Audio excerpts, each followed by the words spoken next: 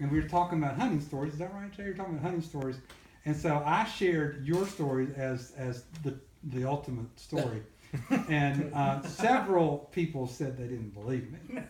So I thought we was just Patterson one of them? Patterson was one I can. he calls himself a hunter. He called me out, didn't he? Well, I don't blame him for that. The story is true, and a lot of the times I've been caught with my pants down. Madden has been there, so That's kind of scary. Oh, that it's is. kind of scary. It's kind of scary, but it's true. But it's true. I don't think I would have said that. I've got a really good friend down in Alabama. I met him years ago now. It's a neat story about how I met him, but that'd be a detour. He's a veterinarian, and every year go down there, and Jay's gone down there a lot with me. But we go down and we spend a couple of days. We turkey hunt with this guy, and we right outside Auburn. And that's where the story is. So we got down there one afternoon, and it's get down there, sit around for a minute or two, and then we decided we're going to go out for an afternoon hunt. And so we just kind of all go, and I just went to some hardwoods. There's a lot of plantation pine, hardwoods, and is he the only other turkey hunter in here? Might be. Okay. So you took me once. So we. Yeah, you've been down there. I've killed it. Oh yeah. You know exactly where we are. So we're Clay Reynolds. Okay. So we go out in the afternoon, and I start just looking at places, and I find some good scratching. Where the turkey's been, they've torn the woods up. I said, well, I'm gonna just set up here, and so I set me a good blind up and sat down. I'm a really good turkey caller,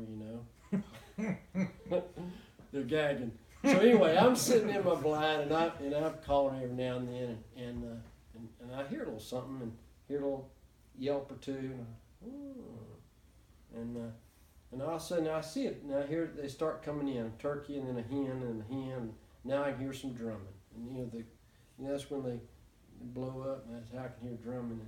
And great sound. Great sound, and and he hadn't gobbled yet. They're close when you hear the drum.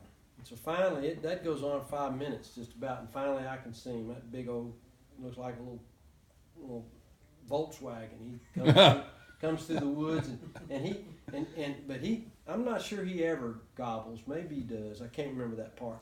But he moves down, and kind of in front of me, kind of a little hill, and he kind of moves down in front of me, and I'm up, and when I got hens all around me, I got to be careful. I get up, I'm ready to shoot him, and he's just a little too far, and I'm bad about not taking the shot when it's ready.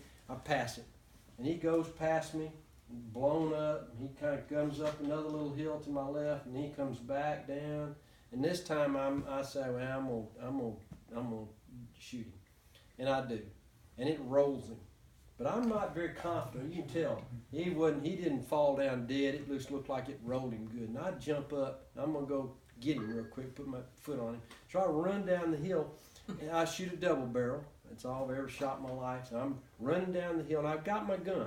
I don't know why, but I do. I still have it. I run down, I jump up over the blind, and I trip over the blind, just confession. And it was funny. I mean, I face planted, and I get back up, and I run down the hill, and as I start running down the hill, that turkey gets up.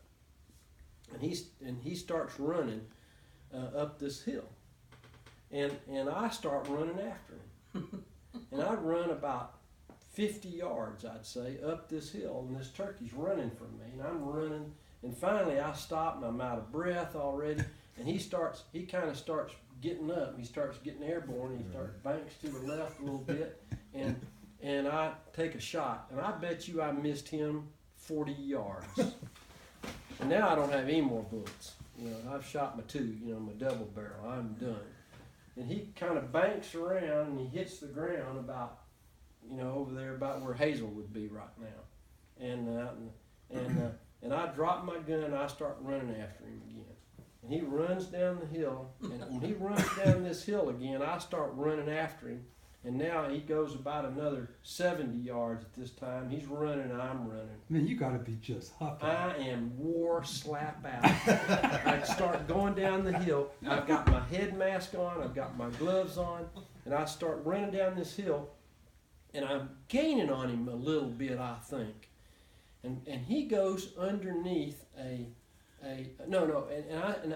before that happens, when I first start running, I'm going down the hill, and I go through, I'm running fast as I can, hoping I don't fall, and I go through some sawbriars, those little green stickers, and you'll remember that part, because I went through those sawbriars, and it ripped my mask off, it ripped both my gloves off, and it just tore me up, it ripped my pants, it ripped my shirt.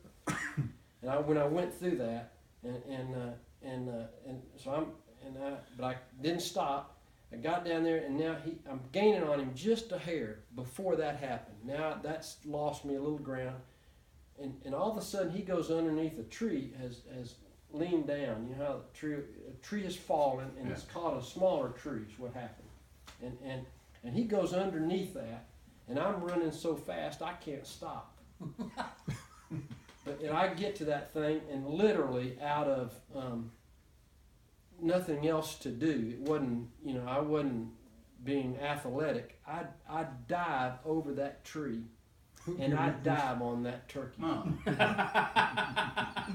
I dive on that turkey. I've caught him, and I fall on that turkey, and I'm so out of breath I can't think, but I've got him laying on this turkey now, and he's alive. He's thrashing underneath me. And I don't know what to do. I don't know whether to try to get him. And I just lay there. And I lay there maybe 10 minutes. 10 minutes? I lay there and laughed. I don't know what to do, Sam. I don't know whether you let him up, he's go claw eat me. Well, no, he'll spur you to death if you Spur let me, them legs get and out from under. I'd already, a few years earlier, I had some boots that Going through my hand. rubber boots that ruined, those lacrosses that ruined because of that turkey spur. And I said, I don't know what to do with this thing. So finally, and he's underneath me now. I start trying to look and see where he is. Is his head down here? Is his head up here? And I start I finally figure out where he is. Up underneath me, and by the time I find out where his legs are, and I get a leg, and I've got both his legs, and I think I can get and I roll off of him. He's done, and he doesn't do anything more to me, and he's going to eventually die right there. And so that's the story. I didn't knife him. I ran him down, I did shoot him, but I ran him down, and now. Well, that's a better story than what I told. I had hoped he had knifed him. And I'm bleeding, but I gather all my stuff. I didn't remember the knife either. And I get my stuff, and I start walking back, and they're all up on the porch.